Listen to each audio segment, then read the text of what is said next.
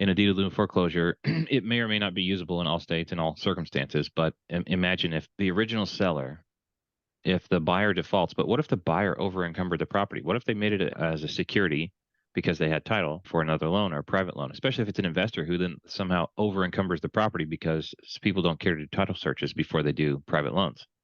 What does That's over stupid. encumber mean, Caleb? If it's worth 200 and you pledge the property as security for $250,000 worth of debt, you're upside down on it. It's over encumbered. Mm. So if it goes to auction, it will not pay back all of the debts that are secured by it. Got I it. got a question here.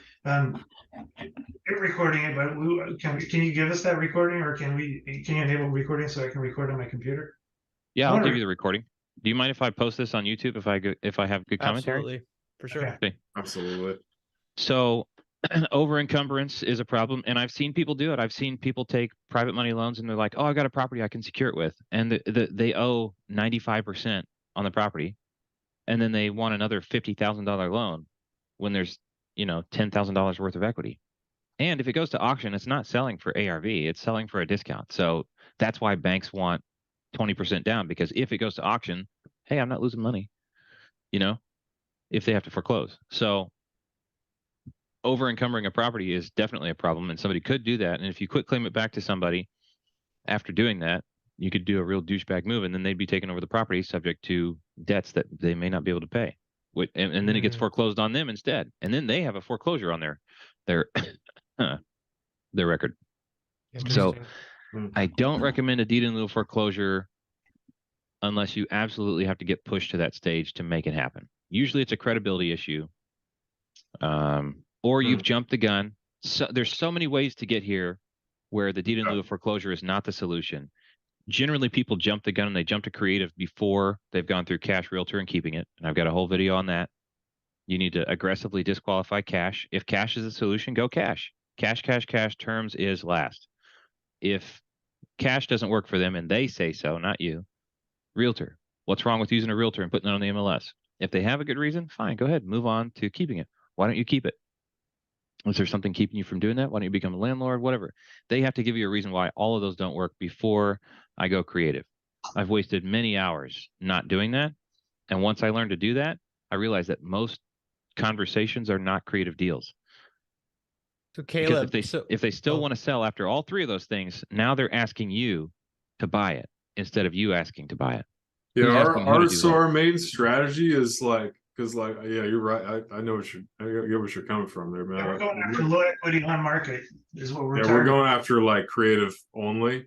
So it's like our main strategy is we're going after, leads with very low equity that have been on market for like 200 days or more. Yeah, so you know that they're creative deals, but your sellers may not know that they're creative deals. And so just because you're pitching it's the way you want to buy doesn't mean that they understand that's the way they need to sell.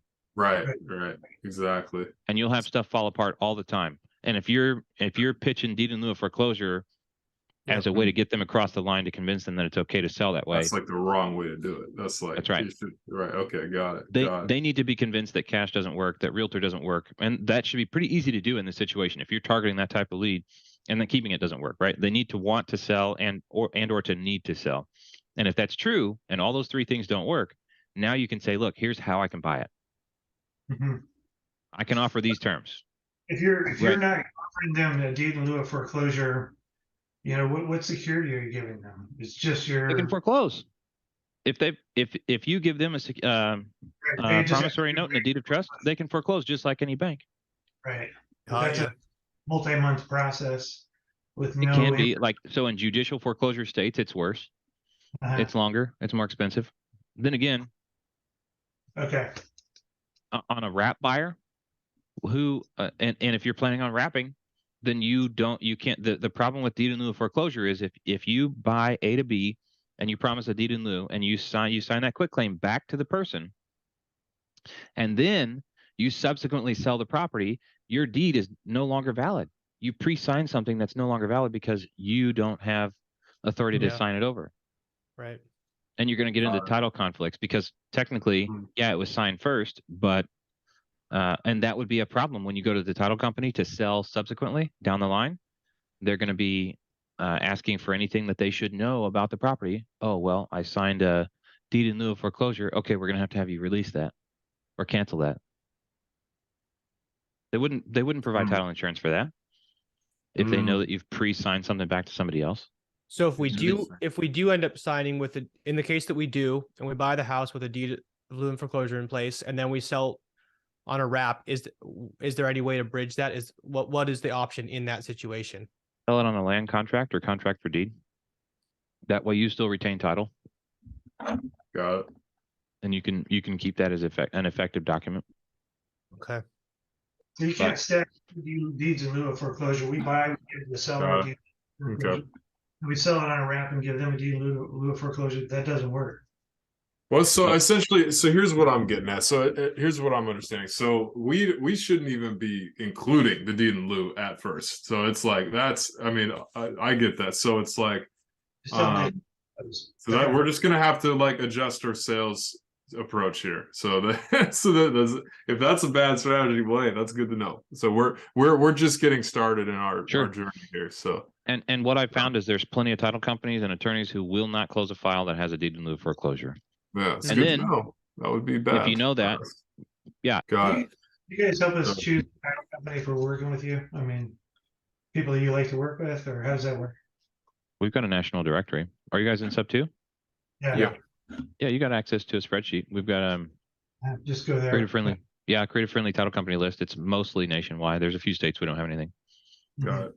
So I guess like the best way to like, because we're trying to figure out like how do we like send the first contract that would be signed, and we were talking with Courtney. I think the idea is to just have it filled out by the state, or have it filled out with their state contract. If it's with a realtor, the realtor's going to want the state contract probably. Yeah, and we just have the terms on that contract up front, and then later on the addendums are made, right? I would prefer that the sub 2 addendum be part of that. So if you want to engage us to help write that up, we charge $150, but we're not filling out state contracts at this time because we're not Got it. set up to do it in DocuSign. I'm looking at seeing if I can get all those templates imported, but it ain't anything. So if you guys pre-fill that, or have the realtor pre-fill it, and then we can add our terms to it and send the whole package over via DocuSign. You don't have to have it signed, just pre-filled the state contract. Otherwise, if we can use our creative contract, we would very much prefer to. Got it. Okay. So yeah, and I think our main question was like, so for this specifically, it's kind of almost a case study, but they want to, and this might be signs of poor negotiation, but they want to see our contracts to see if like what this even is as far as like what they're getting into. They want to see the contract, like the wording that that they're protected or whatever, and take it to their attorney is their idea with it. Yeah, exactly. So yeah, that's fine if you've negotiated terms. Don't sling a blank contract if then you've not got them convinced that that's the way to buy. Got it. They're looking for reasons not to do what you're asking them to do. Gotcha. Okay, gotcha. That makes sense. Now, if you can get them to agree to the process, and you agree on the terms, the price, the payment schedule, or whatever additional terms, then put it on paper and send it over, right? But we have a policy, and you have a non-disclosure agreement you can lean on. I'm part of it. I'm part of a real estate investor group, and we're literally not allowed to send out blank copies of the contract. So if you and I can't sling the contract. I know you want your attorney to look at it, but if you and I haven't got to the point where, and I'm honest like this, if you and I haven't got to the point where this sounds like the way you want to do the deal, like if this doesn't make sense to you, there's no sense in me filling it out. I got people on the clock, et cetera, that would be filling it out. And there's time and expense, and it sounds like I haven't done a good enough job either explaining the process, or this may not actually be a fit for you, and maybe I'm not your buyer. Got it. Roger that. You put out on your YouTube channel, do you put out anything that's like a good first video to send to a broker? No, I do have a webpage though, Creative Finance for Realtors, on my website, creativetc.io. Okay. Send them there. I'm looking to do brokerage Zooms. If we can get 30 people, if you can get 30 people on a Zoom, I'll run a 1 hour talk. Yeah, might be Okay. able to do that. Awesome. Accountability group, but yeah, okay. No, I mean like to a brokerage. I'm not looking to talk to Oh. sub 2 students. Oh, I got you. All right, got you. Okay, cool. Do you guys do anything where okay. you'll hop on a call with like the agent and seller and kind of walk through that kind of stuff? Or is that like, would that be part of, if we hired you to do the full package, not just the initial write-up? Is Yeah, that so something you guys do? there's the write-up and there's an add-on for a walkthrough. Okay. And if occasionally if somebody has a contract that's written, if it's a creative contract, or they've got the sub 2 addendum and somebody needs some help going through it, objections, handling, and things like that, you can book just that call, and that's $100 add-on. Got it. But if you've got some wonky, weird stuff in there, don't book a call with us and expect us to walk somebody through that. Got it. Well, thank you, Caleb. It's really great to hear this, especially it seems like always talking about the deed in lieu of foreclosure and how to us, it just seemed like that was just how you did things standard. It's like Arizona is a great state, really easy to do deals. And the deed in lieu of foreclosure seems to be okay. Texas, deed in lieu, not so great. Florida, apparently, you have to pay for somebody to store it. You have to set up, you either have to pay an attorney to hold it or set up servicing, and you have to find a servicing company that's comfortable holding that. So that further reduces the field and adds difficulty to your approach. It's all these little logistical nightmares that we've been figuring out over the last 8 months that we started Creative TC.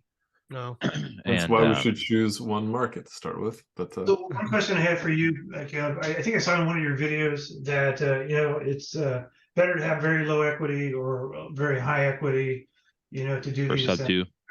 Yeah, sub 2. Is that just generally true, or can you do them in between? Or... You can do something in between if you got low or no payments to the seller for a long time. For a long time, you just no payments. Why is that? I'm just kind of curious. What's the rationale behind that? If your PITI is $1,000 and rent is $1,600, you're in pretty good shape, right? That's a deal. But if you add seller finance of $200, then your total PITI is $1,200. Right. That's okay. You can afford $200 a month, and so can the seller. And it's a tight deal, but it's a good deal. Like you'll be building equity and you'll be in the deal, usually for pretty cheap if that's the case. But ain't no seller that wants $25 a month. So if they've got a lot of equity, your mortgage payment is going to be $1,000 a month. Period. End of story for 30 years, unless you refi. So whatever that is, plus the seller finance amount. So if they've got a lot of equity, it's not like they're going to give you $5 a month payments. You're going to be paying $250, $300, $400, $500. They want their equity back generally. Sure. Unless you're really doing them a favor. Okay. Fair enough. That's what we've been experiencing. So absolutely. Yep. You're going to run into the payments get way too big. When they've got equity, the payments get way too big because they want to get paid.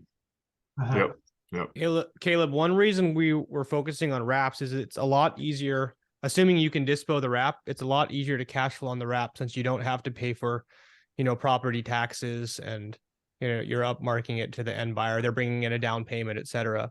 So it is, I guess what I'm asking is that a valid way to think of it? Like if we're thinking, because if we can dispo this wrap, if we get in at 10%, entry fee, and if we can dispo this, we can offer a really high purchase price. Are we going to be screwing ourselves over by offering above ARV? In terms of what you were saying about like that I don't know what you said, over leverage or whatever it was called. Over encumber. Is that related to that? I mean, yeah, but you should be selling above ARV, but you should not be buying above ARV still. Right. Okay. Unless you get freakishly good terms or something. Exactly. Right. Well, man, I appreciate you guys' time. Okay. That's good input. I would like to see that recording though, because I didn't get everything. Thank you so much. You'll have to email me. It processes when I close my Zoom down. It'll process for 5 minutes and punch out a bunch of recordings from the day. So just remind me and I'll find it and send it to you. Okay. Awesome. Heck yeah. All right. Appreciate it. Sweet. Okay. Love it. All right, guys. Thanks so much, Caleb. Really appreciate you hopping in here and educating us.